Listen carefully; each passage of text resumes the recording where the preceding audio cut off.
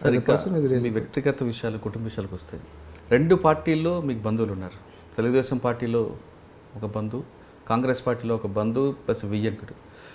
2 పార్టీల మధ్యన మీరు వీళ్ళ సిద్ధాంతాలు మీకు ప్రభావితం అవుతుంటాయి, లేదంటే అది బంధుత్వం వరకే? ఎవరి జీవితాలు వాళ్ళకు ఉంటాయి. ఇప్పుడు నేను I'm a professional police officer, I'm a government servant. ఇప్పుడు ఇప్పుడు ఉదాహరణకు రిటైర్ అయిన తర్వాత ప్రభుత్వం, ముఖ్యంగా గౌరవ ముఖ్యమంత్రి గారు ఎంతో నమ్మకంతో ఈ బాధ్యతనిచ్చారు. Adviser for minorities welfare.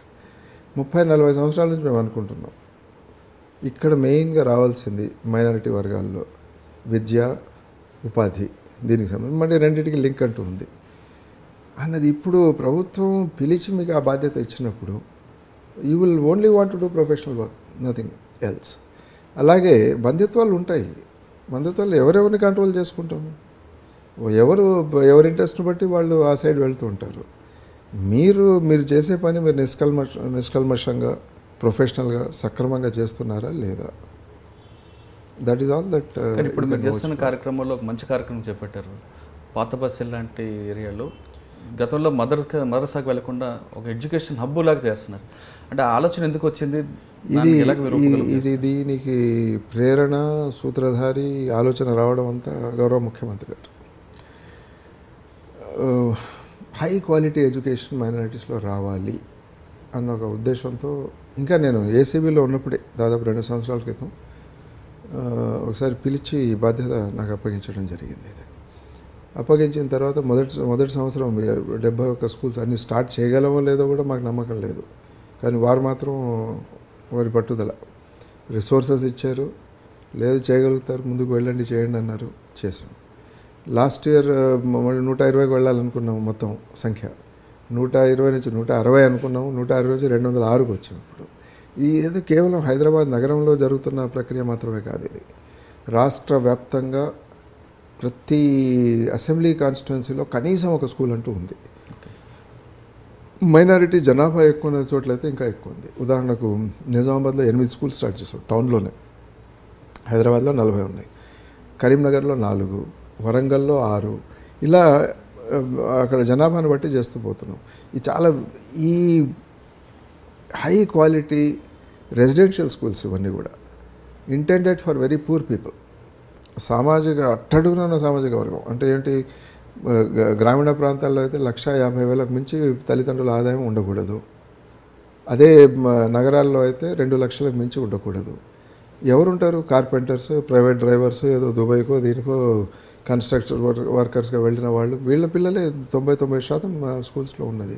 అందులో అమ్మాయిల కోసం సగం స్కూల్స్ అమ్మాయిల కోసం ఉన్నాయి. దీంట్లో ఇక్కడ దాదాపు 55,000 మంది ఉన్నారు ఇప్పుడు పిల్లలు.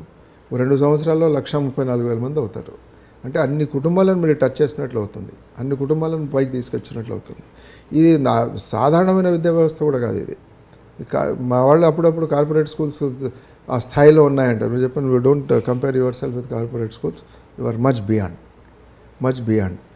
సో ఇంతమందిని మీరు చదివించి ఇంత పెద్ద ఎత్తున మీరు మిడిల్ క్లాస్ను తయారు చేసినప్పుడు ఈ మైనారిటీ వర్గాల్లో ఎంత మార్పు అన్నది వస్తుంది. ఇది ముఖ్యమంత్రి గారి ముందు చూపేది. సో దీని తర్వాత చాలా పథకాలు మొదలుపెట్టాము. ఓవర్సీస్ స్కాలర్షిప్స్ విషయాల్లో కావచ్చు, సివిల్ సర్వీసెస్ కోసం కోచింగ్ కావచ్చు, అలాగే స్కిల్ డెవలప్మెంట్ సెంటర్స్ చేస్తున్నాము. భవిష్యత్తులో కాలేజీలు కూడా రాబోతున్నాయి, రెసిడెన్షియల్ కాలేజెస్. ఓకే, ఇంకా రెగ్యులేటరీ సైడ్ కాకుండా డెవలప్మెంట్ సైడే మెయిన్ ఉన్నాయి. This is the real development for the community. అందులో for making me part of this big exercise, పెద్ద యజ్ఞం ఇది, మహాయజ్ఞం ఇది. దీంట్లో ఒక భాగస్వామ్యం చేసినందుకు I'm really feeling very very happy. వేరే ఆపర్చునిటీస్ ఉన్నాయి ఎక్కడైనా ఏదైనా వేరే చేసుకోవడానికి, but I'm really happy doing this. I'm grateful to the government. ఎందుకంటే మేము ప్రతిసారి మేము చెప్పేవాళ్ళం, ఈ వర్గాలను మీరు ఓల్డ్ సిటీలో ప్రాబ్లమ్స్ తగ్గాలి, లేకపోతే ఈ బీదరికం నుంచి మైనారిటీస్ అందరూ బయటికి రావాలి. ఎలా వస్తాయి? విద్య ద్వారానే వస్తాయి.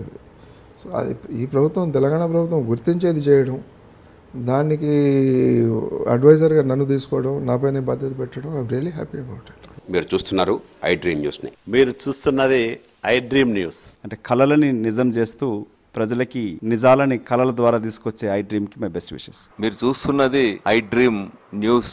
మీరు చూస్తున్నారు I dream channel. For more videos please subscribe I dream. మరిన్ని వీడియోల కోసం ఐ డ్రీమ్ని సబ్స్క్రైబ్ చేయండి. Please subscribe I dream. And I'm very much satisfied with the way interview went on. Kindly subscribe to I Dream. For more videos, subscribe to iDream. And loads of fun entertainment and content. Do watch